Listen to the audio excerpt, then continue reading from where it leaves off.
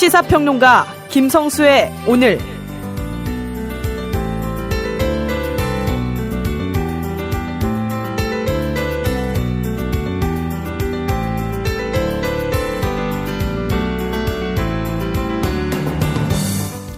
잔인한 달 4월의 첫날 만우절입니다.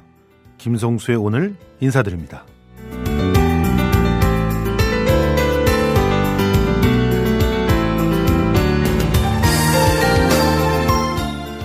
SNS를 들여다보니까요, 오늘 깜짝 놀랄 만한 뉴스들이 쏟아졌더라고요. 대통령이 탄핵되었다든가, 여당 국회의원들이 사퇴를 했다든가, 거짓말이라고 하기에는 어떤 바람이 담긴 다양한 만우절 뉴스들이 쏟아지고 있는 겁니다. 하지만 이거 아십니까? 선거 시기에는요, 이런 거짓말도 처벌을 받습니다. 제17대 총선을 앞둔 2004년 4월 1일 민주노동당 당원이었던 A씨가 인천에서 출마한 한 열린우리당 후보의 홈페이지에 접속해 후보 자녀가 인천 지역이 아닌 서울학교에 다닌다는 내용의 글을 썼습니다. 서두엔요, 이걸 만우절 거짓말입니다 적었습니다. 마지막 부분에도 진짜일까 거짓일까 오늘은 만우절입니다 라고 적혀 있어요. 그런데도 수사를 받은 끝에 선거에 영향을 끼치려 후보를 비방한 혐의로 기소됐습니다. 법정에서는 A씨는 결백을 주장했죠. 비방 목적이 없었다는 거죠. 그저 만우절 장난일 뿐이라고 했는데 법원은 그것을 인정하지 않았습니다.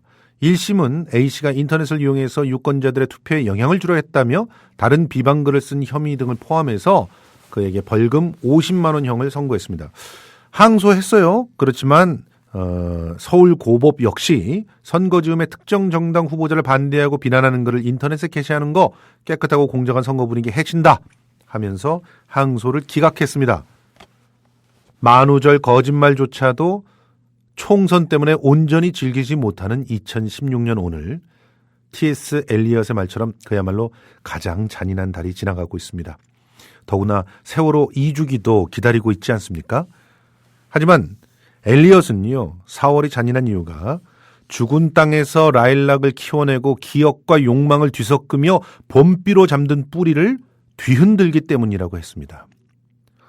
겨울마저 망각의 눈으로 대지를 덮고 마른 구근으로 가냘픈 생명을 키워 따뜻했었다고 노래하는 위대한 시인 앞에서 오늘 우리는 반드시 이 4월에 잠든 뿌리를 깨우고야 말겠다는 다짐을 해야 하지 않을까 생각합니다. 디퍼플의 에이프릴 듣고 돌아오겠습니다.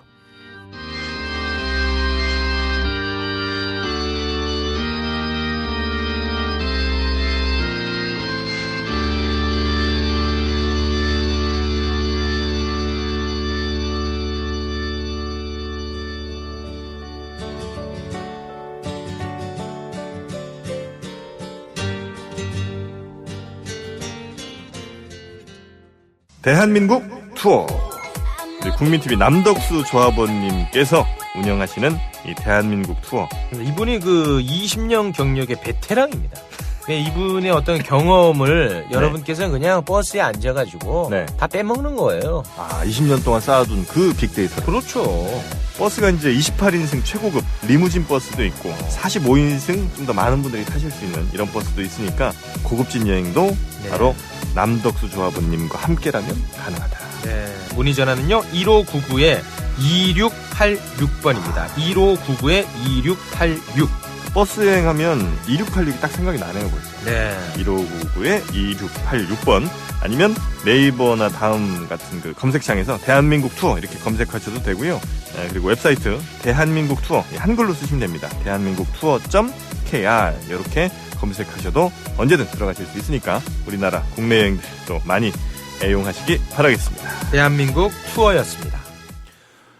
4월 1일 김성수의 오늘 순서 안내해드리겠습니다. 먼저 김일아 아나운서와 뉴스 브리핑 듣고요. 그리고 진짜 인터뷰가 오늘은 2개나 마련이 되어 있습니다. 우선 첫 번째 인터뷰는 정의당의 이혁재 사무총장이자 상임공동선대본부장입니다. 이혁재 본부장과 연결을 해서 지금 진행되고 있는 단일화 그리고 후보 단일화가 어떤 걸림돌들의 그 시달림을 받고 있는지 그리고 정의당이 핵심적으로 내놓는 공약들 어떤 것들이 있는지 좀 살펴보도록 하겠습니다. 그리고 정가산책 한겨레 하영 기자와 잠깐 살펴보고요. 그리고 진짜 인터뷰 두 번째 시간에서는 녹색협동조합의 허인혜 이사장, 지금 색다른 또 판을 만들어냈다고 합니다. 후보자들의 단일화를 강제할 수 있는 특별한 이벤트가 토요일 날 준비되고 있다 그래서 좀 급하게 이번 인터뷰하면서 이야기를 나눠보도록 하겠습니다. 자, 그러면 오늘 뉴스 브리핑 시간 시작하도록 하겠습니다. 안녕하세요. 안녕하십니까? 예, 김일아 아나운서입니다. 오늘 굉장히 날이 따뜻했잖아요. 그리고 만우절이기도 했는데 만우절 관련해가지고 좀 재미난 그런 해프닝은 없으셨어요? 지금은 없고요. 예. 고등학교 학창 시절 때 많았습니다. 아, 그래요? 네. 만우절 때 거짓말 많이 하셨나요? 저는 사실 거짓말을 잘 못하는 성격에서 얼굴에 다 드러나가지고 그랬는데 제 친구가 정말 깜짝같이 SNS에 글을 올려가지고 재작년인가에 한번 황당했었던 적이 있었거든요. 갑자기 모든 활동들을 다 끊고 SNS도 적겠다. 그러면서 자기가 절로 들어가겠다는 거예요. 그래서 깜짝 놀라가지고 뭔가 했는데 만우절. 굉장히 화가 났었던 적이 있었습니다. 자, 오늘 이 만우절 뉴스였으면 좋겠는데 사드 논의가 시작이 된다고 하는데 어떤 내용인가요? 박근혜 대통령과 시진핑 중국 국가주석은 현지 시간 31일 정상회담을 하고 미국의 사드의 한반도 배치 문제 등을 놓고 논의했다고 청와대가 밝혔습니다. 김규현 외교안보수석은 한중 정상회담에서 양측의 기본 입장에 대한 의견 표명이 있었고 앞으로 소통을 계속하기로 했다고 말했습니다. 청와대는 사드 문제와 관련해 양 정상의 발언을 소개하지 않았지만 박 대통령은 사드 배치 논의는 국익과 안보 관점에서 북한 위협에 대응하기 위한 것이라는 원칙을 재확인한 것으로 보입니다. 반면 시 주석은 사드의 한반도 배치에 대해 명확한 반대 입장을 밝혔을 것으로 예상됩니다. 시 주석은 한중 정상회담에 앞서 진행된 버락 오바마 미국 대통령과의 정상회담에서 중국은 미국이 한국의 미사일 방어 시스템을 배치하는데 단호히 반대한다며 사드 배치가 중국의 국가안보와 동북아 전략적 균형에 해가 될 것이라고 주장했습니다. 시 주석은 또한 긴장을 격화시킬 수 있는 그 어떤 언행도 피해야 하며 다른 국가의 안전이익과 지역의 전략적 균형에 영향을 주는 조치도 취해서는 안 된다고 밝혔다고 중국 외교부가 전했습니다. 예, 중국 같은 경우는 지금 계속적으로 육자회담을 만들고 싶어하는 것 같은데 지금 한국은 자꾸 한미일로만 묶으려고 하니까 참 중국 입장에서 답답할 것 같아요. 예, 알겠습니다. 자, 오늘 어제였죠. 어제 기쁜 소식이 들렸죠. 서울서 첫 야권 후보 단일화가 합의됐다는 소식이었잖아요. 네, 그렇습니다. 4.13 국회의원 총선거 공식 선거운동 첫날이던 어제 서울에서 더불어민주당 후보와 국민의당 후보 간 첫 후보 단일화가 성사돼 관심을 모으고 있습니다. 서울 강서병 선거구에서 출마한 김성호 국민의당 후보와 한정혜 더민주 후보는 어제 여론조사와 배심원제를 결합한 방식으로 단일 후보를 결정하자는 데 합의했습니다.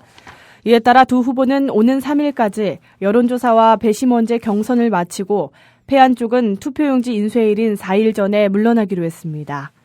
김 후보는 야권 단일화를 통해 새누리당의 압승을 막는 것은 민주주의를 살리고 정권교체의 희망을 살리는 첫걸음이다라면서 개인적 희생이 따르더라도 감수하기로 결심했고 야당이 무너지는 상황에서 누가 단일 후보가 되는지가 뭐가 그리 중요하냐고 했습니다. 한정혜 더민주 후보도 페이스북을 통해 강서병 지역 야권 후보 단일화에 잠정 합의했다며 여론조사와 배심원제를 결합한 후보 단일화를 실시할 것이라고 밝혔습니다. 예, 사실은 김성호 후보가 그렇게 유리하지만은 않을 것 같은데 그 단일화를 성사를 했고 또 배심원제 경선까지도 수용을 했네요. 이 정호준 의원 같은 경우도 지금 단일화를 강력하게 요구하고 있는 것 같은데 이런 단일화와 관련돼 있는 얘기 좀 묶어가지고 이따 정가산책 시간에 좀 집중적으로 얘기를 해보도록 하겠습니다. 그리고 또 정의당 선대본부장과도 통화가 예견돼 있으니까 이때도 또 정의당 입장은 어떤지 들어보도록 하겠습니다. 자, 근데 제가 그냥 숨가쁘게 확 시작을 해버렸는데 오늘 시사 퀴즈도 안 드리고 그냥 바로 시작을 해버렸어요. 아, 참. 만우절이라서 제가 정신이 오락가락하고 있는 게 아닌가 생각이 됩니다. 자, 오늘의 시사 퀴즈를 드리도록 하겠습니다. 오늘의 시사 퀴즈는요, 사실은 최근, 화제가 되고 있는, 한 후보의 가족 이야기입니다. 유승민 대구 동을 후보가, 지금 자기 본인보다도 SNS에 자기 딸이 더 많이 언급이 돼가지고 지금 표정 관리를 하고 있는 그런 상황인데요. 이 따님의 이름을 맞춰주시면 됩니다. 갑자기 이 유승민 딸 이야기가 뭐냐 이렇게 얘기하실지 모르지만 덕분에 유승민 의원이 별명이 하나 생겼어요. 국민 장인이랍니다. 너도 나도 SNS 댓글을 달면서 장인어른 제가 찾아가겠습니다 이렇게 달고 있다는데요. 참 재미있죠? 네. 예. 어쨌든, 이분의 이 실명을 맞춰주시면 됩니다. 굉장히 쉽습니다. 조금만 들여다보시면 인터넷을 도배를 하고 있으니까요, 요즘에. 참 이렇게 스타가 되기도 하는 것 같습니다. 지난번 지방선거에서는 윤세인 씨가 그렇게 주목을 받았었는데, 김부겸 후보의 딸이었죠. 이번엔 유승민 후보의 딸, 그리고 외자입니다. 이분이 주목을 받고 있는데 누구냐라는 거고요. 정답을 맞춰주신 분은 연극 보도지침 티켓 2장 드립니다. 보도지침 티켓은 수연제 시어터에서 변정주 연출로 진행되고 있는 연극 티켓입니다. 여러분들 이제 마지막 티켓이니까요. 다음 주부터는 새로운 작품 들어가니까 관심 가져주시고요. 이따가 말미에 문자로 아마 저희가 발표를 해드릴 것 같습니다. 그러니까 후기 댓글 달리는 팟빵의 후기란 지켜보시기 바랍니다. 자, 계속 진행하겠습니다. 총선 D-12 이제 진짜 2주도 안 남았어요. 네. 근데 여론조사가 아주 그냥 널뛰기를 하고 있어요. 이거 믿어야 됩니까, 이거? 네. 4.13 총선 후보 지지도를 묻는 여론조사가 일부 격전 지역에서 오락가락 양상을 보이고 있습니다. 표심을 엿볼 수 있다는 점에서 수많은 언론사와 지역구 후보들은 여론조사 업체 의뢰에 지지도를 묻고 있습니다. 중앙선거 여론조사 공정심의위원회에 등록된 20대 총선 관련 여론조사는 지난해 10월 18일 이후 오늘 오전 현재 871건입니다. 그러나 여론조사 결과가 조사 의뢰자나 조사 업체에 따라 짧은 기간에도 큰 편차를 보여 오히려 유권자의 혼란을 부채질하는 게 아니냐는 지적을 낳고 있습니다. 여론조사에서 이처럼 상반되는 여론조사 결과가 나오는 배경으로는 응답률이 현저히 낮을 수밖에 없는 여론조사의 한계, 특히 그중에서도 20대에서 40대 유권자의 대표성 문제가 거론됩니다.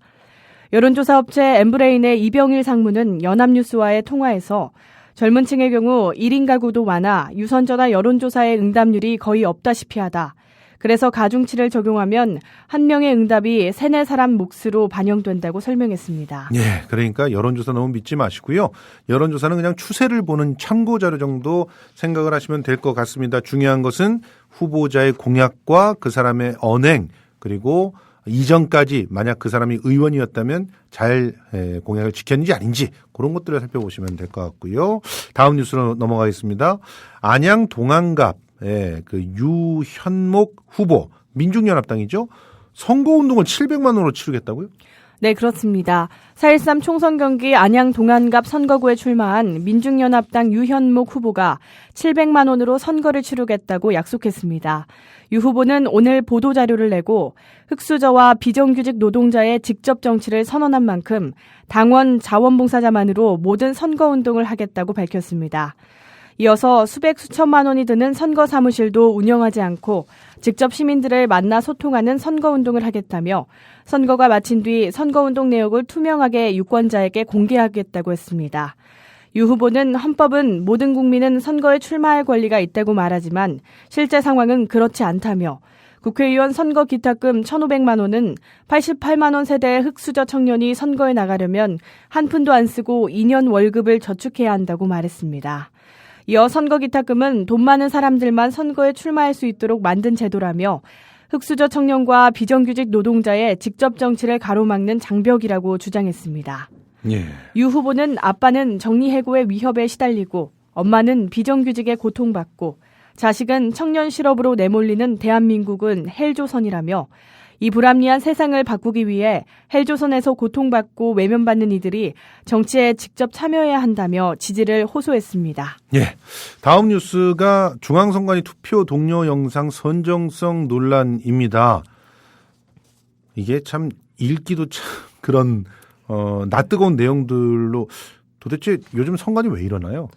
네, 중앙선거관리위원회가 4.13 총선 투표 동료를 위해 제작한 영상이 선정성 논란에 휩싸이자 해당 영상을 어제 삭제했습니다. 지난 21일 중앙선관위가 공식 유튜브 채널을 통해 알아들으면 최소 음란마귀라는 제목으로 공개한 1분 18초 분량의 영상에는 소개팅에서 만난 남녀가 성관계를 연상시키는 대화를 주고받는 모습이 담겨 있습니다. 요 얘기는 여기서 건너뜁시다. 그 구체적인 대사들은 담지 않아도 될 것 같고요. 어쨌든 중앙선관위 관계자는 뭐라고 하고 있는 거죠? 이와 관련해 중앙선관위 관계자는 투표를 독려하고자 최신 경향을 반영해 만든 것인데 논란이 있는 것 같아 현재는 삭제한 상황이라고 설명했습니다. 아니 무슨 최신 경향이 그럼 대놓고 이렇게 성적인 암시가 되는 말들을 주고받는 게 최신 경향이란 얘기입니까? 참 답답합니다. 자, 다음 뉴스입니다. 방산비리 이규태 회장 회사 돈 90억을 해외에 빼돌려 또 기소가 됐네요. 네, 그렇습니다. 공군 전자전 훈련장비 납품 사기로 구속 기소된 이규태 일광공영 회장이 회사 돈을 해외로 빼돌리고 세금을 포탈한 혐의가 드러나 또 기소됐습니다. 서울중앙지검 방위사업수사부는 최근 특정 경제범죄 가중처벌법상 재산 국외 도피 및 조세 포탈 혐의로 이 회장을 추가 기소했다고 오늘 밝혔습니다.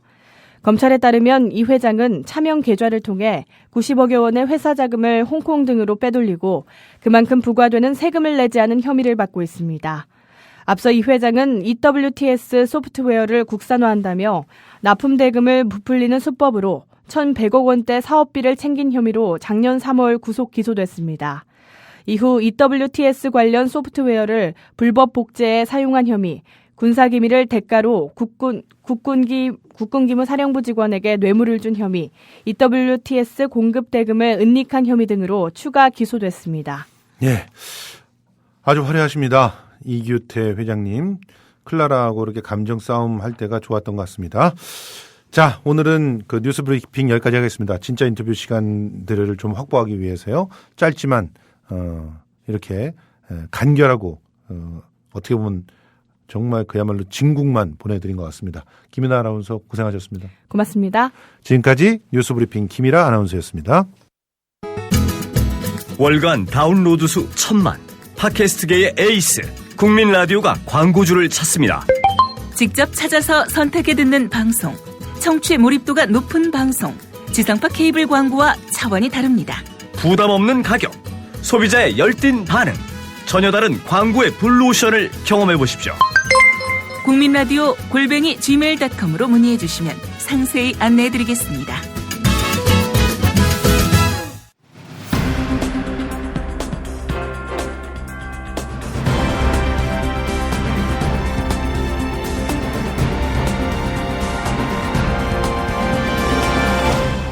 김성수의 오늘, 이제는 진짜 인터뷰입니다. 예, 오늘 모신 분 이혁재 정의당 사무총장이고 또 상임선대본부장 맡고 계신 분입니다. 전화로 연결돼 있습니다. 안녕하세요. 예, 안녕하세요. 예, 안녕하세요. 반갑습니다. 지금 그 정의당이 네. 어제였죠. 어제 그 심상정 대표의 지역구인 경기 고양에서 그 수도권 출정식을 열었잖아요. 네, 그렇습니다. 예. 이번 선거 정의당은 어떻게 규정하고 임하고 있습니까? 일단 지금 선거 초반인데 예. 그 유권자들이 굉장히 혼란스러워하십니다. 예.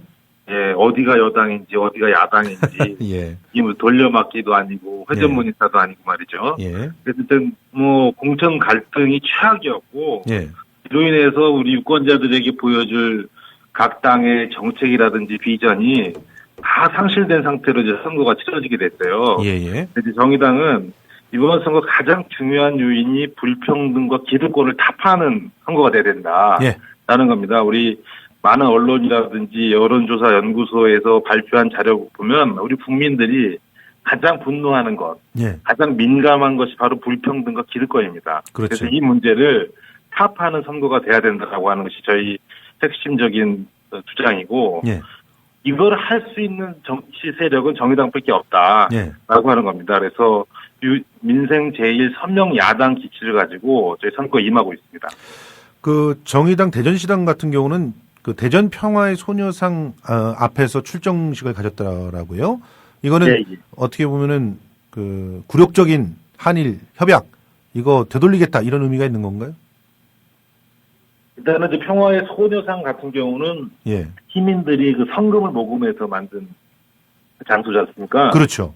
그래서 이제 박근혜 정부의 역사 왜곡에 예. 우리 시민들이 자발적으로 맞서서 그런 그렇죠. 의지를 보여주는 상징 자체가 소녀상인데, 예. 또한 이 소녀상 자체가 거대 권력에 핍박받는 그런 이미지가 있고요. 그래서 그렇죠. 정의당은 이런 그 자발적 시민들의 의지를 모아서 예.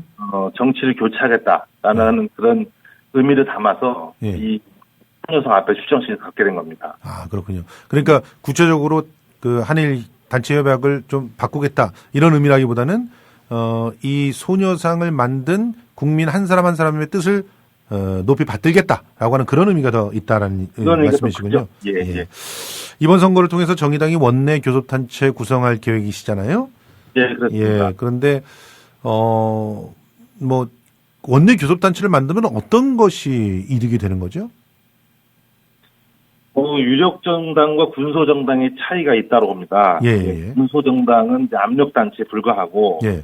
또 유력 정당이 실질적으로 그 사회에 정책 아젠다를 설정하고 예. 그 방향을 이끌어갈 수 있는데 예. 지금까지 우리 대한민국 정치 현실은 원내 교섭단체가 되어야 국회 내에서 그 의제를 설정할 수 있고 예. 그리고 그런 사회적 교섭권을 가질 수 있는 거예요. 예. 그래서 일단은 이 원내 교섭단체 제도가 현실적으로 굉장히 잘못된 제도이긴 하나 이게 예. 거대 양당의 나눠먹기로 그냥 원내 교섭단체가 개정되기가 굉장히 어려운 조건이라면 이 원내 교섭단체로 우리가 반드시 들어가야겠다라고 하는 것이고요. 예. 저희 당이 굉장히 좋은 정책이 많이 있습니다. 아, 그렇습니다. 예. 법안들도 굉장히 많이 냈는데 원내 교섭단체가 아니다 보니까 이 법안이 국회에서 실제로 심의되는 것은 굉장히 오랜 시간이 걸리고 예.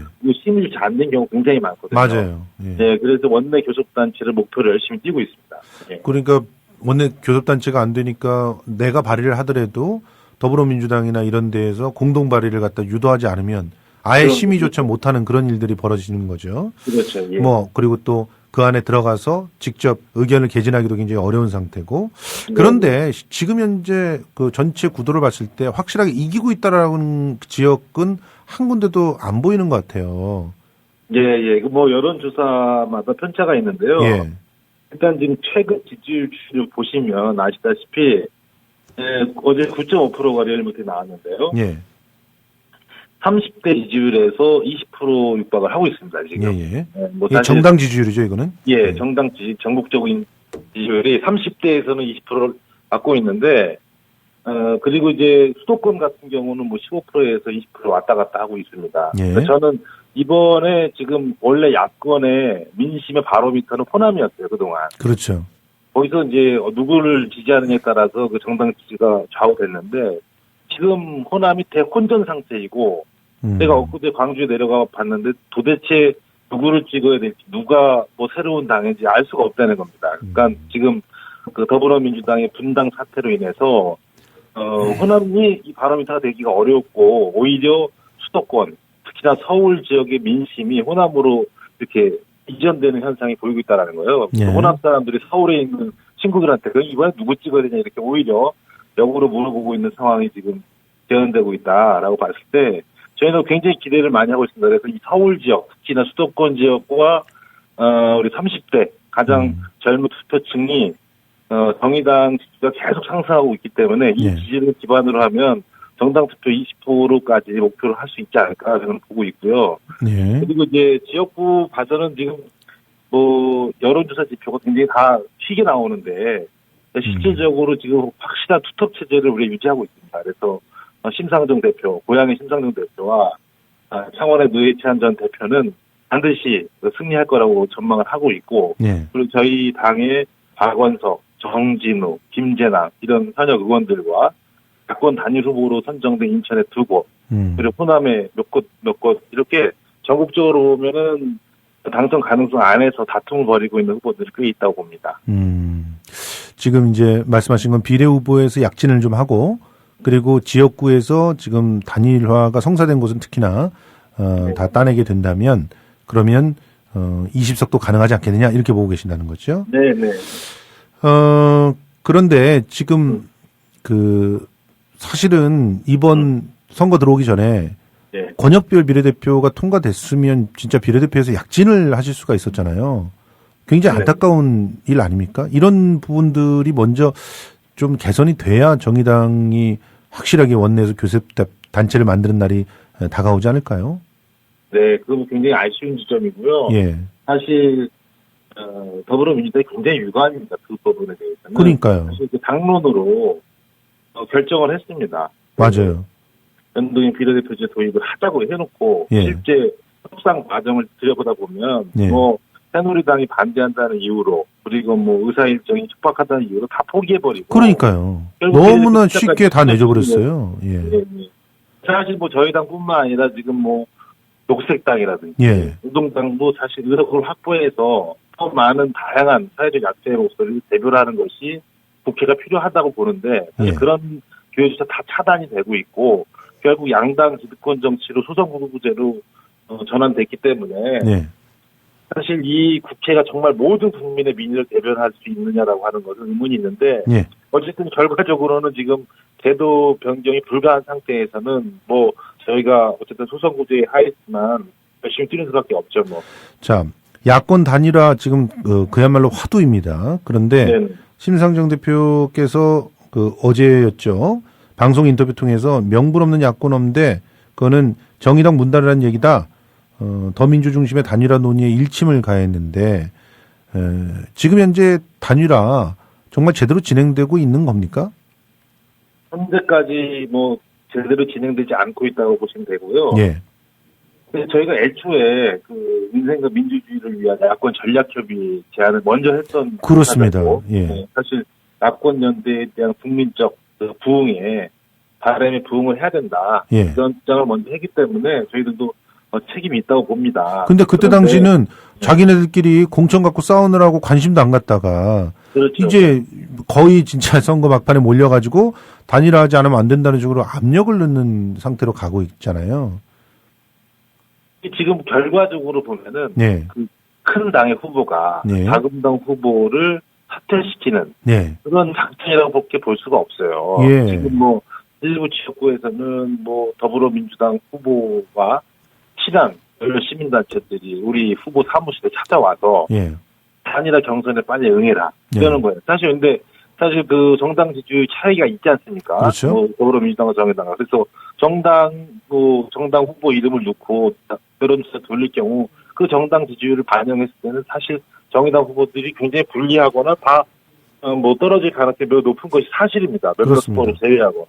근데 그것이 공정한 경쟁인 것처럼 그렇게 단일화 경선을 압박하는 것은 사실 우리 후보 보고 사퇴하라는 얘기 그렇게 되지 않는 거고 예. 그래서 공천을 하기 이전에 전략적으로 모두가 승리할 수 있는 그런 방법들을 모색하자. 그래서 그거를 저희는 국민의당까지도 같이 제안을 한 건데 예. 사실 국민의당도 그동안 야권이 없다 하다가 이제 수도권 지역 중심으로 해서 후보들이 지금 날려주고 있는 거 아닙니까 지금 예. 열어달라고.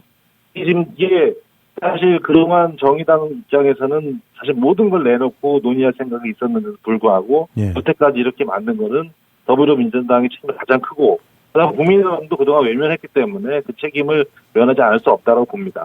예. 정의당의 대표 공약에 대해서 좀 얘기해 볼게요. 정의로운 경제, 정의로운 가계부. 참 매력적인 말인데요. 구체적으로 어떤 내용입니까? 근데 기존에 경제 발전론을 많이 얘기해요. 그래서 예. 수출이 더 많이 돼야 된다. 예. 그리고 우리 지역에 무슨 기업이 유치돼야 된다라고 하는 프레임을 가지고 경제 발전을 얘기하는데 정의로운 경제는 이 경제가 발전하더라도 환경과 공동체가 공존을 해야 된다. 예. 그리고 가장 중요하게는 노동의 가치가 존중되고 그렇죠. 인간의 존엄성이 지켜지는 경제 발전이 돼야지 그렇죠. 그렇지 않은 경제 발전은 빈부격차로 인해 사회적 분위기만 험악해지고 그렇습니다. 사실 이제 경제가 다시 몰락할 수밖에 없다라고 하는 그런 철학의 바탕을 두고 정의로운 국민으로 주장하고 있는 거고요. 예. 아주 쉽게 말해서 지금 정규직이나 비정규직, 뭐 알바, 골목 사장, 중소기업, 뭐 농민, 도시 소비자가 불평등이 경제 주체들이 정말 열심히 일하면 예. 불평등이 해소되고 예. 또 상생과 연대가 될 수 있는 경제 시스템을 만들자라고 예. 하는 게 이제 정의로운 경제고요. 예. 경영 가계부 같은 경우는 이제 국민의 가계 살림에 보탬이 되는 이 공약들이 실현돼야 된다라고 하는 겁니다. 예. 그래서 이제 저희가 소위 이제 복지 임금 100만 원이라고 표명을 했는데 예. 복지 임금이라는 건 사실 사회적 임금이죠. 본인들이 그렇죠. 실제로 돈을 받는 것이 아니라 사회가 그 임금을 보장해 주는 제도인데 그렇죠. 예를 들어서 이제 핀란드형 마드박스라고 하는 것은 이제 핀란드 같은 나라에서는 출산을 하게 되면 예. 각가지 패키지 시스템으로 그 여성을 지원해 주는 그렇죠. 있고 뭐 고교 무상교육 아직 중학교까지만 무상교육이 되고 있는데 고교 무상교육 예. 반값 등록금이라든지 또 예. 이제 과도한 기본요금제를 내고 있습니다. 국민들이 통신요금. 예. 그래서 통신비 기본요금제 폐지. 예. 그리고 이제 지역 건강보험 가입자들은 직장 가입자보다 굉장히 높은 의료보험료를 내고 있는데 예. 지역 건강보험료 인하 예. 그리고 이제 국민연금이나 고용보험 지원 방안 그리고 이제 병원비 상한제 도입 등 예. 실질적으로 사회적인 제도에 의해서 우리 국민들에게 혜택을 가게 해서 예. 우리 이제 국민들의 이제 가계부가 살림살이가 좀 나아지게 하는 그런 공약이 이제 정의로운 가계부입니다. 뭐 듣기만 해도 굉장히 기분 좋아지는 그런 공약인 것 같은데요. 마지막으로 네, 더불어민주당이 세종시에 국회 분원을 설치하겠다. 원래는 네네. 국회를 이전하겠다 그랬다가 국회 분원으로 이제 축소가 되긴 했는데 어떻게 평가하세요? 이 그 공약이 굉장히 새누리당을 좀 당혹스럽게 만든 건 사실이었거든요. 정의당은 네. 어떤 입장을 갖고 계신가요? 사실 이게 처음에는 국회를 이전하겠다 했다가 그렇죠. 그걸 이제 김종인 대표가 이전은 잘못된 거다. 분원을 하겠다. 이렇게 좀 예. 전화를 한 거거든요. 그렇죠. 입장이 바뀌었는데 저는 굉장히 설익은 공약이다. 예. 그래서 이제 그 당이 공천경제 하느라고 예. 정책 검토 제대로 못했다고 생각해요. 그러다 보니까 이제 혼선이 됐고 예. 굉장히 제가 대전을 한번 갔다 왔는데 뭐 이랬다 저랬다 하는 그 더불어민주당의 정책 발표에 대해서 굉장히 실망하고 분노하고 있습니다. 그 유권자들. 예. 장난치는 거냐 우리를 가지고 예. 이런 얘기하고 있고 정의당은 세종시 기능이 실질적 행정수도로 나아가는 한다라고 하는 방침 분명히 갖고 있습니다. 그러니까 큰 방향에 있어서는 동의하지만 이런 식으로 준비 없이 하면 안 된다. 그렇죠. 예. 국회를 언제 옮길 것인지, 예. 어떻게 옮길 것인지 예. 이런 거에 대한 세부적 프로세스가 예. 연구가 돼야 되는데 사실 그게 하나도 없거든요. 저쪽에서 예. 발표한 거 보면. 그래서 굉장한 설레는 공약이라고 보고 저희는 행정수도가 강화되어야 되는 입장을 가지고 국회 분원 선치를 포함해서 국회 뭐 관련한 이전 문제를 전반적으로 지금 검토를 하고 있습니다. 예, 고맙습니다.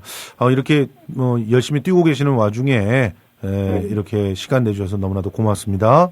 예, 감사합니다. 예, 지금까지 정의당 이혁재 사무총장과 인터뷰해봤습니다. 지금 공동 상임본부장을 공동 선대본부장을 맡고 계신데요.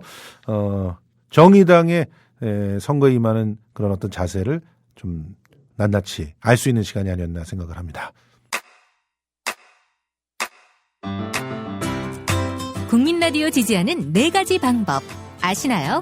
다운로드하기, 별점 주기, 댓글 달기, 구독하기. 국민 라디오를 보다 많은 이들에게 전할 수 있는 가장 손쉬운 방법. 다운로드하기, 별점 주기, 댓글 달기, 구독하기. 잊지 마세요. 다운로드하기, 별점 주기, 댓글 달기, 구독하기.